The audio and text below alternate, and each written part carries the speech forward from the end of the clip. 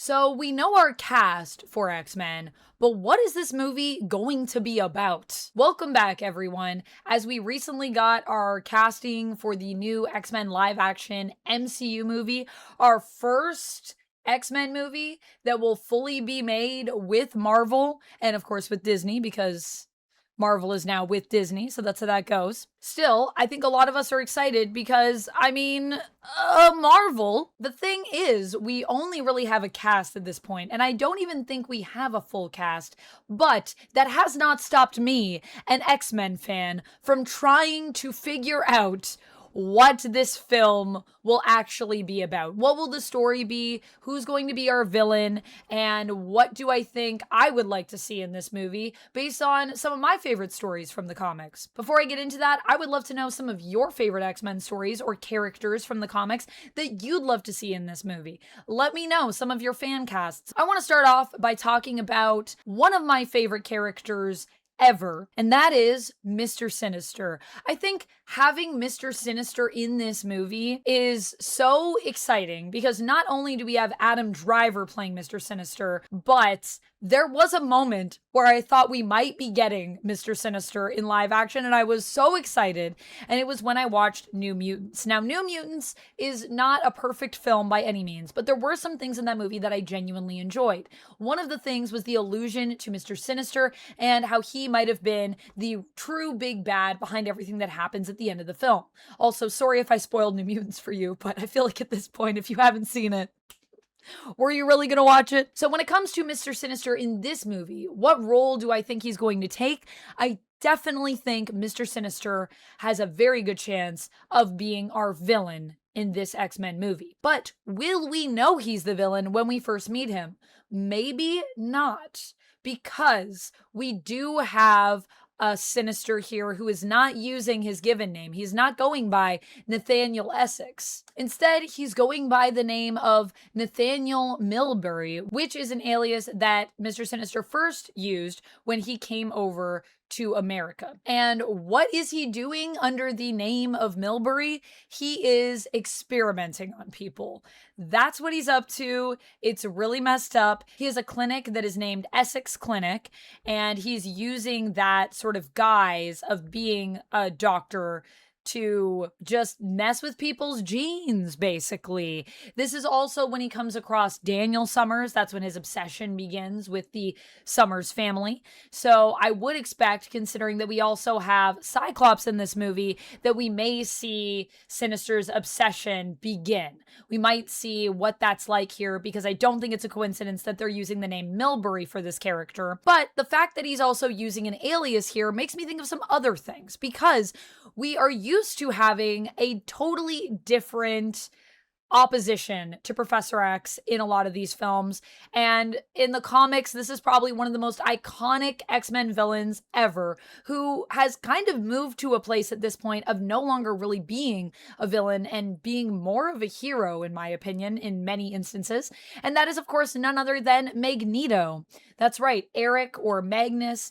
He is often known as being the foil to Charles Xavier. Also, they have a storied past themselves, the two characters that we sometimes go into and explore in different versions. So I think it's interesting to have someone like Mr. Sinister who doesn't have that relationship necessarily to Charles, but could still act as that major foil, even to the point that he might be with the Brotherhood. That's right, because we're not going to have the Brotherhood likely without Magneto, right? Well, what if someone else is running the Brotherhood? What if it's Mr. Sinister? What if that's the name of a clinic that he's running? And what if he's trying to get people to come to the clinic to, quote unquote, help them, but really what he's doing is he is experimenting on people. And it could even be interesting because if he's using the name Brotherhood, maybe later when Magneto does show up, he's like, no, this is not the Brotherhood. This is the Brotherhood. And we see a true version. And is it possible that if we do see a Mr. Sinister version of the Brotherhood, that we could see even maybe some of these mutants who we think are going to be standing with Charles on Mr. Sinister's sides of things? Because they might not know what Mr. Sinister is up to. They just know him as Nathaniel Milbury, and maybe they think they're actually helping someone and they're not. We've seen other characters that are X-Men, stand with the Brotherhood at times. And we also have a character that is on this roster in this cast who has even been one of the four horsemen in previous X-Men movies, and that is Storm. So maybe Storm could be allied with Nathaniel here, not knowing what's really going on, because we also kind of have two well-known team leaders. And the question, of course, becomes who will really be leading the team? Is it going to be Cyclops? Is it going to be Storm? Both of them are known for being X-Men leaders. And maybe it'll be that Cyclops is over with Charles and Storm is over with Mr. Sinister. And we've got two different teams who are competing here. There's also, of course, the possibility that Emma could have her own team because Emma has also had the Hellions in the past. So maybe she'll actually be the one competing. It could be possible that Mr. Sinister is actually working with Charles. Maybe he doesn't know that Mr. Sinister is up to no good. And Charles is just working with him, thinking, oh, this guy is trying to help. This guy is another teacher at the school, perhaps. Mr. Sinister is sneaking in here, pretending to help people, and really using these students as his own genetic farm. He can look at their genes and figure things out. And he might say that he's looking at people's genetics to try and help them to understand their powers and help them better control them, which also would even make sense for a character like Mr. Sinister when you think about his connection to characters like Gambit.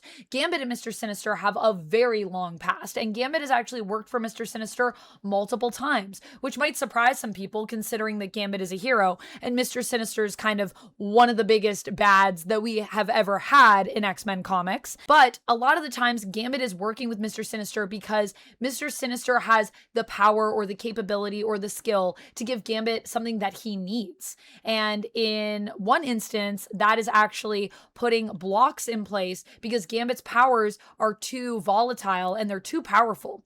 And we've seen alternate versions of Gambit that don't actually have those blocks in place, and they are insanely powerful, some of them. Such as New Sun Gambit. That is a version of Gambit who has no blocks in place, and he is absolutely insane. We're talking Omega level or beyond. So that is the potential for a character like Gambit. And of course, we have Rogue here. So I think I'm not the only one wondering, will we also be getting Gambit too? I think especially with the success of X-Men 97 and so many people shipping those two, Rogue and Gambit together, we all love that romance. I think to have Mr. and Mrs. X here would be really awesome. And I think there would be a lot of people that'd be really excited who love that romance and love that ship. So maybe the way that we get Gambit is actually through Mr. Sinister. I don't know if it'll be in the first movie or if it'll be later, but that would be interesting. And that's not the only X-Men I'm really thinking about when it comes to who could be joining our cast. Because I do think we need maybe like one or two more people for our X-Men team here, especially if my theory about there being a potential divide is true. I think we could have a couple more. And there are some theories that people have online that I wanted to bring up that could be happening, some rumors, if you will. Some people are saying that it is rumored that Noah Schnapp is going to be playing Iceman, which I think would be a pretty fitting cast. I could definitely see Noah pulling off Iceman. However, I also feel like, will we see Bobby in this movie? And if we see Bobby, like, what will Bobby even be like here? Because classic Bobby is a little bit different from the more modern Bobby. Iceman in the comics now is out, he's proud, he's gay, but initially in the comics, that was not his story. So are we going to go more original? Are we going to go more new? Is it going to be some kind of blend of the two? Probably it'll be more of a blend of the two. However, there are some classic characters that also have been rumored as well, because Iceman is on that original team, and so is another character who's been rumored, Beast. And apparently there is a rumor going around that right before they made the announcement at D23 of the cast, that they actually had an actor for Beast, but he backed out. We don't know why. We don't know why that fell through, or even if it's true, because this has not been officially confirmed by Marvel. I would just like to say neither of these castings have been officially confirmed by Marvel. But apparently the person people are saying was attached to that role who stepped back was Charles Melton. Charles Melton has been in tons of stuff recently, including Riverdale and including Beef. I've heard Beef is amazing. I really want to watch that show, actually. So I think it's a little bit upsetting that maybe he's not going to be our Beast, but there is another name that people were talking about potentially joining us in the X-Men cast in the MCU that I would also really love to see, and that is Peter Claffey. And some people have said Peter Claffey would be a great Beast, or I could even see him being an amazing Colossus, because he is a big guy. And for Colossus, you want to have someone that is got that big frame and that big presence. And Peter Claffey, of course, is known for A Knight of the Seven Kingdoms. He plays Sir Duncan the Tall. I love him in that show, so I would definitely love to see him join the X-Men cast and see what he would do with any character, honestly, that we wanted to give him. I think he would be a good Beast. I think he would definitely be a good Colossus. I mean, who would you want to see Peter Claffey as if we got him? Or Charles Melton. Maybe the cast just wasn't right. Maybe he stepped back, and maybe he could still be included as somebody else. I don't know. But that's some of the X-Men that I think we could see. I definitely think we need a couple, so I'd love to know who you think should be added to this roster, which characters you would like to see, and if you have thoughts on who you think would be a good fit for who should be cast there. And I would actually like to go back to talk a little bit more about Mr. Sinister, because if Mr. Sinister is a villain in this movie, the other question remains, will this be his only movie, or will we see more? We do have a little bit of a history in the MCU of burning some really good villains. We've had some really good casts for these villains, and we've done a good job with portraying them, but usually they're like a one and done. Like maybe we get one movie, maybe we get two movies, and that's about it. So I am a little nervous that Mr. Sinister could be a one and done. However, I would like to point out that in the comics, Mr. Sinister has so many fail-safes. Like, so many fail-safes. It's absolutely insane. And I do think that if we think he's gone in this movie, he might not actually be gone, because he is one of the hardest characters to get rid of. Every time you think you've defeated Mr. Sinister for good, he always comes right back. And I think that that could be something to watch out for, because Mr. Sinister may seem as though we handle him in this and then later on he creeps back in. And it might not even be like Mr. Sinister is the villain in this movie and then in the next movie he comes back. It might be like Mr. Sinister and then he takes a few movies off and then he comes back later down the line. To me, that's very Mr. Sinister. And with Mr. Sinister, there's lots of great stories that we could also get as well, such as Mutant Massacre, which is probably one of the most traumatic stories that we have in mutant history. And I think it would be really interesting to see how they would do that for the live action in this, because we could get also a lot more Morlocks. And the Morlocks don't really get a ton of time in the spotlight in the films. I think one of the best moments that they've gotten is when we had Stephen Merchant as Caliban in Logan. That was really cool. But for the most part, they really aren't super present. I mean, it's true that we've had Callisto before in live action, but it didn't really feel like Callisto. Callisto was there in Last Stand with the Brotherhood and comes back in Deadpool and Wolverine. But I mean, where's the eye patch? Where's the Callisto I know and love from the comics? Callisto is such a cool character. So I would love to see some of these Morlocks who are really interesting and who are really weird and who are really stand out appear in X-Men, because the Morlocks, like I said, they just always get shafted. Another group that I think could be interesting to see, especially if we have Mr. Sinister here, and especially if we're talking about Mutant Massacre, is the Marauders. Now, the Marauders are a team that essentially start out as Sinister's goons, and much later on have actually evolved in the comics to become a team of heroes themselves, under the guidance of Kate Pryde, aka also known as Kitty Pryde, aka also known as Shadowcat, a woman of a million names. And so I think having any version of the Marauders could be interesting, whether we want to go villains or whether we want to go heroes. I don't know how you do the Marauders as a hero team without Krakoa necessarily, but I could see this being a world where X-Men are feared and hated, where mutants are feared and hated. Maybe we do need a team to go out and help mutants in other countries, and maybe that's where the Marauders come in, because X-Men do tend to be more US based, although they do travel as well internationally, but for the most part, they stay to the US. They got a lot to handle there themselves. So maybe we could see Marauders evil. Maybe we could see Marauders hero. Maybe we could even see the Nasty Boys. The Nasty Boys are one of my favorite X-Men villain teams of the 90s. They're just peak 90s. We got characters like Hairbag, we got characters like Gorgeous George, Slab, Ruckus. Like, this is a team of peak 90s weirdos, you know what I mean? I don't know if we'll see the Nasty Boys. They might be too far out there for us to do in something like this. And I mean, we do have another character here who could be the big bad, who could be the main villain. And that, of course, is Emma Frost. I mean, Emma Frost, I am hoping that she's going to be more in the hero role, more a teacher. I think that is where Emma has become such a standout character in her time in comics, but she does have a very storied history. She started out as a villain. She was with the Hellfire Club. And the Hellfire Club today in the comics has expanded beyond just being an evil club of rich mutants, essentially. Now, at this point, they are actually a whole trading company. We've really expanded the potential of what that could be. And I'm wondering if with Emma, we'll also see her potential expanded as early as this first film. And we'll just get to see her as a hero who sometimes does do some morally questionable things, I will admit. But for the most part, I would say her heart is really in the right place. And I think a lot of Emma fans really want to see Emma in that light. They really want to see the potential of good of what Emma can do, because she has done a lot of good and she is a really great teacher when she's not lying to her students anyways. Hellions, we made some choices, you know? I can't say that I'll ever forget Emma treating Firestar the way she did.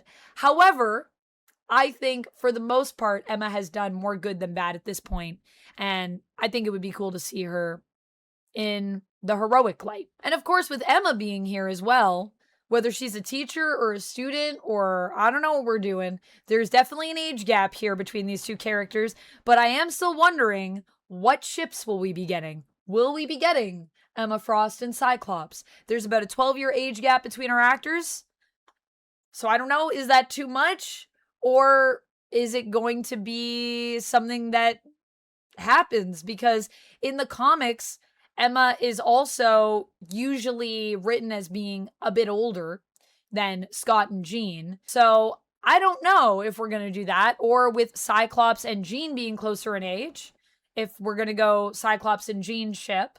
Or there's also the potential, the internet's losing their minds over this one, Jean and Spider-Man, which I will say I would feel really weird about personally, but I'd be happy for the people that are shipping it, because there's a lot of people out there shipping that one.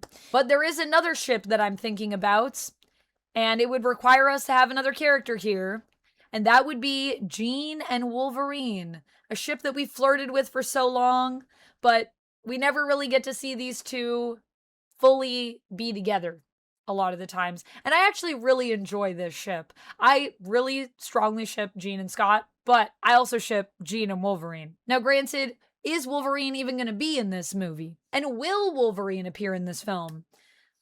I don't think so. I think they're going to maybe save Wolverine for either a post-credits, or we'll get him in a different film. We'll get him in the next film, because there's just so many other cool characters here to focus on, and Wolverine has a tendency to steal the spotlight and overshadow people. And I'm not saying that he shouldn't get that love and he shouldn't get that attention.